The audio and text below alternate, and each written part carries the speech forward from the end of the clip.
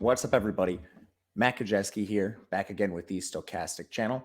Today, we are talking college basketball DFS. Before we get started, make sure to hit that thumbs up button, subscribe to the channel, and hit the notification bell so you know when this and all other content goes live. If you're listening on podcast, please leave a rating and review as well. That helps us a ton. We are brought to you by Bet365. And today, they have a special offer for you guys. When you go ahead and make your first deposit over at Bet365, you can place a $1 wager and automatically get $365 in free bets right into your account. So make this easy on yourself. Just go bet Creighton on the money line. They're the biggest favorite in college basketball this weekend. You can find them around minus 500 on the money line. Turn that $1 into $365 in free bets automatically with your first deposit and that $1 wager. If you or someone you know has a gambling problem, please call or text 1-800-GAMBLER.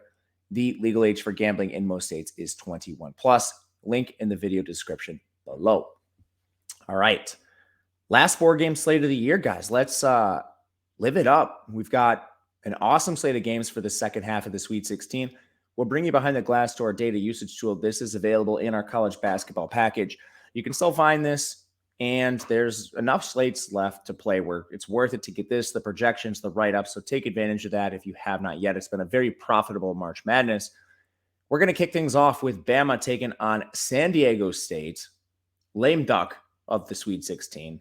It's actually a couple of these teams, but, you know, they're getting more credit than I personally think they deserve as a 7-point underdog to Bama, but this team still plays extremely slow and can't score at all. The total is 137, so it's still pretty healthy. That's largely driven by Bama's pace. Again, San Diego State's going to play really slow. And to sort of break it down for DFS, this San Diego State team is like FAU of the West. They run a 9-man rotation with pretty even minutes across the board, but unlike FAU, they won't consolidate their minutes to their good players when times are tough. And fortunately for them, they've been able to get here on the back of playing 2 mid-majors in Charleston and Furman. Now they face Bama, much different task here. I don't know if anyone is truly viable from this team, even on a 4-game slate, just because the minutes are so volatile. Their best player, Matt Bradley, has played 28, 28, and 26 minutes. He has a 22% shot rate, which is fine. And his price has dropped precipitously, so it actually kind of puts him in play at 5.9K. I don't hate him here. Jaden Ledee played 17 minutes in the last game with 2 fouls at 5.5K. Just find your way up to Bradley. Nate Mensah has played 23, 14, and 16. All he does is rebound. Just find your way up to Bradley. Keyshawn Johnson, 17, 19, 26 at 5K. Find your way up to Bradley. Lamont Butler, 26, 30, 29. He's actually okay. 10% shot rate, 10% rebound rate, 37% assist rate. If he were to walk his way into a few extra shots, he might be okay on the slate. Darian Trammell at 5.1K, 25, 23, and 20 minutes. Doesn't really do anything. Does a little bit of everything, and that's about it. Kind of a wind sprinter, 13% shot rate, 10.5% assist rate for Darian Trammell. Once you get below 5K, I have a little bit of an easier time playing these guys because you're still getting the 20-ish minutes, but they don't need to do as much. You know, like playing Ledee or Mensah or Keyshawn Johnson, outside of a rogue random scoring game for them, these guys just aren't hitting value consistently. You're getting the same minutes and usage from a Guaparap, as crazy as it sounds. He is at least a 10% usage rate across the board, like 11.5% shot rate, 12.1% rebound, 10.5% assist. That's in the last 3 games. His usage rate on the year is 9%, which is pretty bad. But like a Guaparap, what is the difference between him and Nate Mensah? Nothing. A Guap might actually have better minutes. Adam Psycho, same thing here, 16, 15, 19 minutes. It's almost the same as Keyshawn Johnson. If I'm playing a San Diego State guy, I'm either playing Matt Bradley or I'm probably playing Psycho or a Rop or one of these guys below 5K. There's just no reason to spend your salary on Ledee, Mensah, or Keyshawn Johnson in particular. Butler and Trammell, I think you could make a case for in GPPs, but it's kind of Bradley or punts it all the way off for me. On the Bama side, we've got the one and only Brandon Miller, who has the Q tag, which should push down his ownership. Music to my ears. He has the same injury that he had last game. He played 35 minutes, scored 19 points. No, he's not 100%, but Brandon Miller is such a good player that I don't think it matters. And he's also not 10K anymore. He's 8.8K. It's perfectly serviceable price for Brandon Miller. I think the Q tag pushes his ownership down. I think it's worth a shot, and I'll be taking a couple of those shots tonight with him. The other players that really see every single minute are going to be, first and foremost, Javon Quinterly is their main ball handler. His usage rate has been awesome. And outside of their first matchup, which was a cakewalk, that's why he played 18 minutes, he's going to see 30 to 35. With an elite shot rate, it's up above 18%, is going to handle most of the assisting for this team. He's a completely fine plate at 6.4K, and he's probably going to be a projection darling. I imagine he'll be very popular. Outside of that, you've got the two forwards, Noah Clowney and Charles Bediako. They'll both push for 25 to 30 minutes, depending on their foul situations in competitive games. Both have good double-double upside. Bediako has been awesome recently with the 23.3% rebound rate. Clowney a little bit behind him, but Clowney's had a couple foul games. 2 of the last 3, he's been under 20 minutes because of just strict foul issues. So that's something that should rectify itself here. And both of these players are decent price-adjusted plays here, especially looking at Clowney, 6.5K. This is a guy that was up above 7K pretty routinely at the end of the year. Forward is a bit tough today, so I think playing one of the Bama forwards could make some sense. I have interest in both, and I think their prices are fine. Mark Sears at 5.8K, his prices come down to probably for the best. He's just ceding so much usage to the forwards, Brandon Miller and Quinterly now, that he's kind of the odd man out. With that said, he probably draws the lowest ownership of the starters here, so I don't hate it. And then the Bama bench is pretty deep, but nobody really sees like consistent sixth man minutes. The guards are going to be a combination of Jaden Bradley, Rylan Griffin, and Namari Burnett. The forwards, Noah Gurley, Nick Pringle, they all rotate on and off the floor with really no consistent usage pattern. I'm probably just going all the way down and playing the cheaper guys, if any of them. So Burnett at 3.5. Man, Gurley at 4K. Gurley has a quicker path to a ceiling just from fouls with Clowney and Bediako, but these guys are tough. The slate is tight, so I think maybe like a contrarian Namari Burnett could make some sense, depending on your construction. Sort of like yesterday, you might have to punt with a gross guy just to jam in the studs like Brandon Miller. Second game, Houston-Miami. This game actually is a better total, slightly, 138. The spread is also 7 in favor of Houston. This game's largely driven by the Miami pace of play and their poor defense, 182nd overall in the country in overall defensive efficiency. Similar to Brandon Miller, Marcus Sasser has been injured, kind of in the same situation. Questionable most of the time, playing limited minutes against Cupcakes, but then going right back up above 30 when games get competitive, as we saw in their most recent contest where he played 31 minutes and had an awesome game. He's elite in terms of usage, 21.7%. Like Miller, I think he comes in under-owned because people are scared of the injury. We'll take it. These are guys you probably want to take shots on. They're the best players in the country coming in with the Q tag, driving down their ownership. You literally couldn't draw up a better situation for the Sweet 16 second slate. Now, there's a chance they bust, so you have to come in knowing you're taking on risk, but your upside, I think, is more than being paid off by the fact that they'll be under-owned. Outside of him, the two main usage guys kind of in Sasser's stead have been Tremont Mark, interestingly enough, and Juwan Roberts. The Mark thing is kind of weird. He's been their fifth guy in terms of usage really most of the year.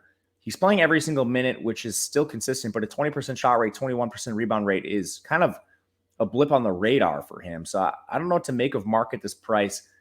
I think I'm just going up and playing Jarris or Jamal Shed instead. Jarris Walker in particular, massive double-double upside. I think even more so than Tremont Mark.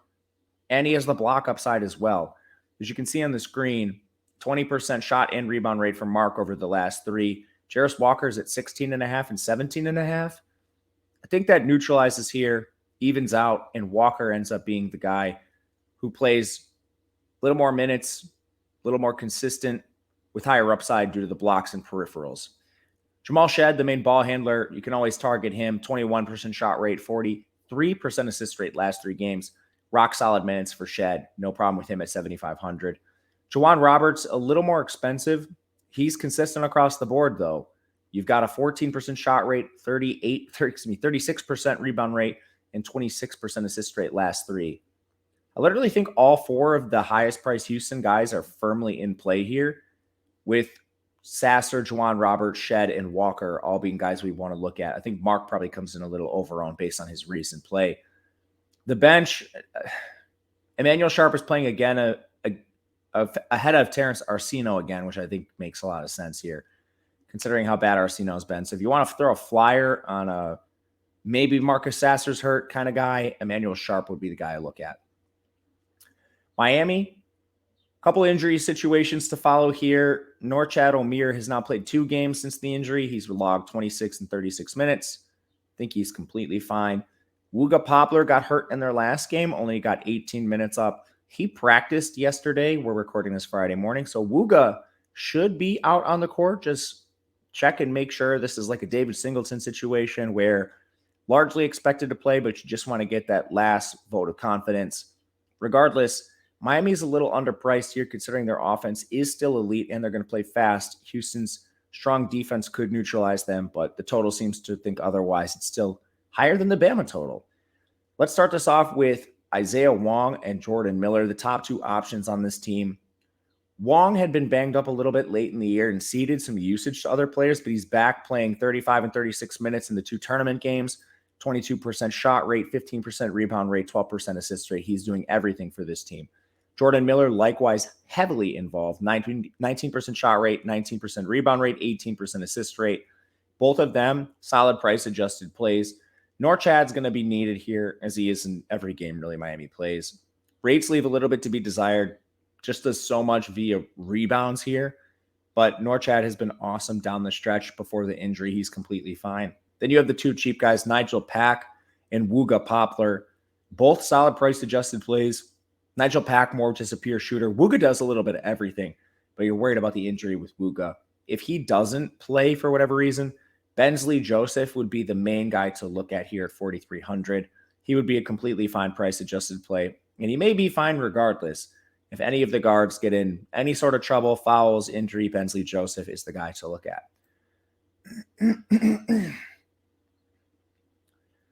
Princeton Creighton, 139 total. We're just jumping totals by 1 point every single game, except for the last game we'll talk about.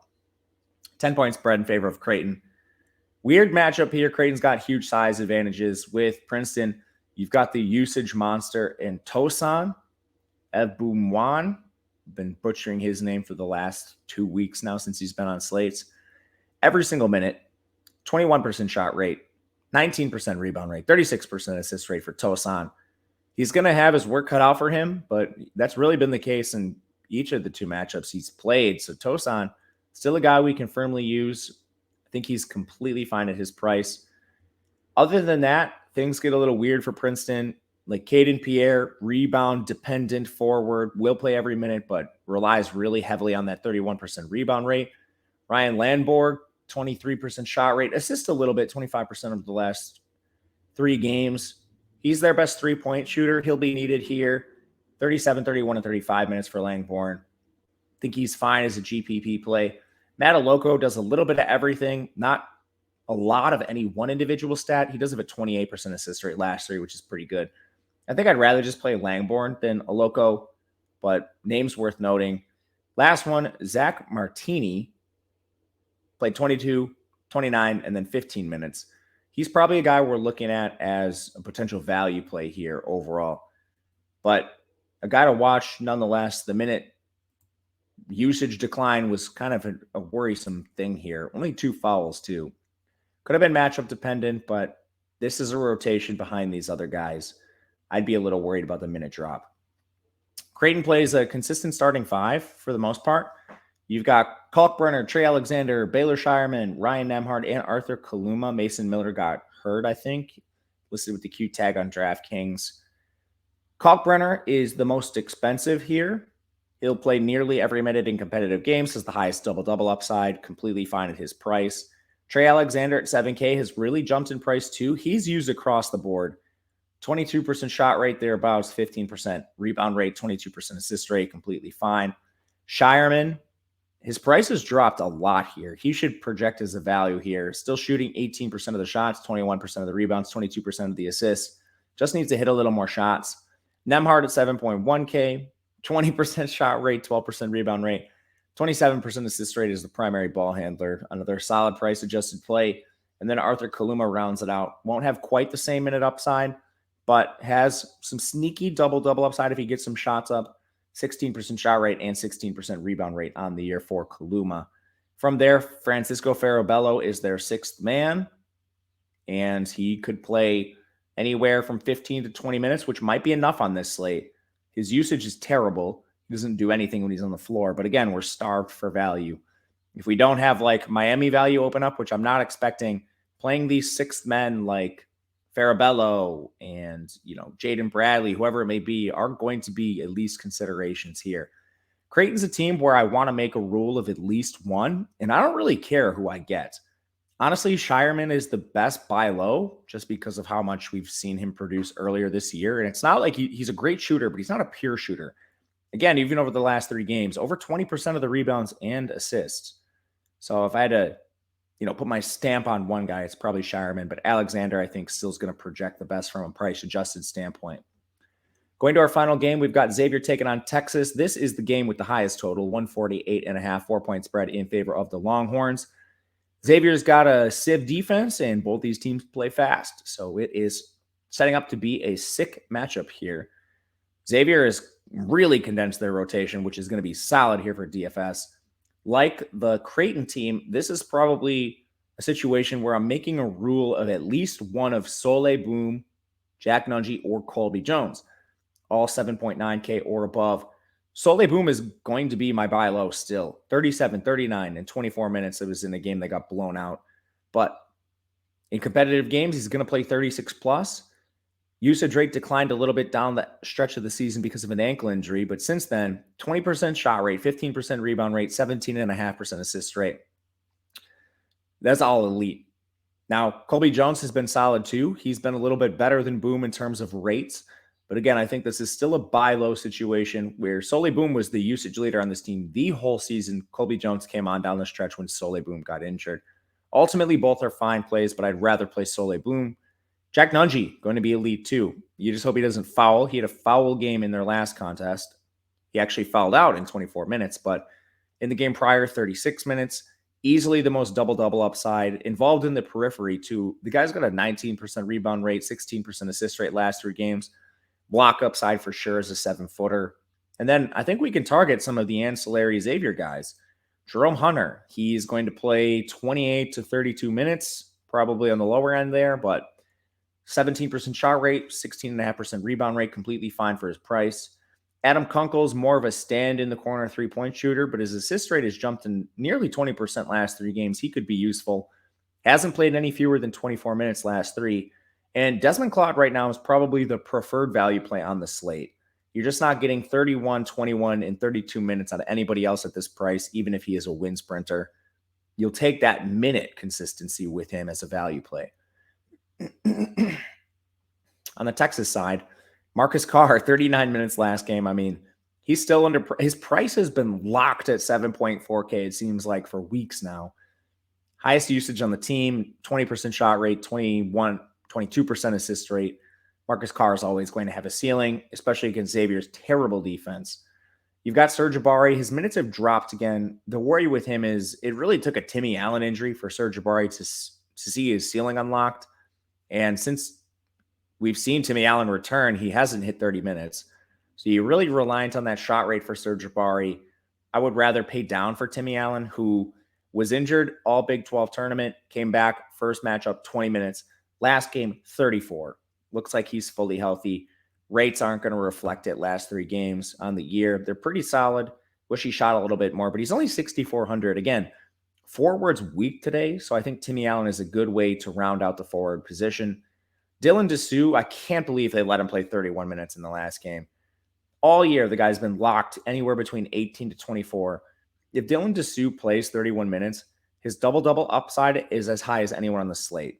Once upon a time, he led the SEC in rebounds per game before transferring to Texas and getting caught up in this log jam of the forwards here. So he's, you're paying for it now. Like back earlier this year, Dylan Dessou, you could get that upside for like 5.4K. If he doesn't hit 30 minutes, he is a supreme bust. Dylan Dessou is in the same price range as Soleil Boom, the Creighton guys. He's the same price as Baylor Shireman. If he plays 20 minutes, you're screwed. If he plays 30, he could break the slate. Ultimate GPP play on Dylan Dessou. Tyrese Hunter, he is your win sprinter extraordinaire on Texas. 35, 37, and 26 minutes. Does a little bit of everything. Doesn't do anything particularly well. Not a good shooter. Not a good creator. Doesn't really work in the periphery. Sub 15% rates across the board. But he plays every minute. So if you're willing to come up from your Desmond Claudes and some of the other cheap guys on the slate, he's probably going to project well just because the minutes are consistent. You don't have a lot of guys down there that are going to play 35 minutes. On the bench for Texas, I think if Dylan Dessou goes back to his 20 minutes per game, which could happen for any number of reasons, fouls, whimsical decisions from the coaching staff, Brock Cunningham and Christian Bishop are the most likely beneficiaries. Cunningham at 4.1K is a lot more interesting to me just because I don't really want to pay $4,800 for Christian Bishop, who could literally play 6 minutes when Tyrese Hunter's, 600 more. But if I'm going to go down to Cunningham, at least he shoots threes well. Prior to the 9-minute Allen last game, he had over 20 minutes in the last two. He doesn't really do anything well, but I mean, we're just talking about these cheap guys and none of them do. If I were to rank them, it's probably Claude 1. I don't know. He's the only guy that's really locked in viable below that price tag right now. Anyway, that is Texas for us. And that'll round out the slate for us. Thank you guys for watching. Let me know what you think of these plays in the comment section. If you agree, disagree, or just want to throw out some egregious takes, willing to hear them. Also on Twitter, at Matt_Gajewski. Feel free to hit me up. We can chop up some college basketball over there. Otherwise, we'll be back again next time breaking down more college basketball. Thank you for watching. We'll see you again soon.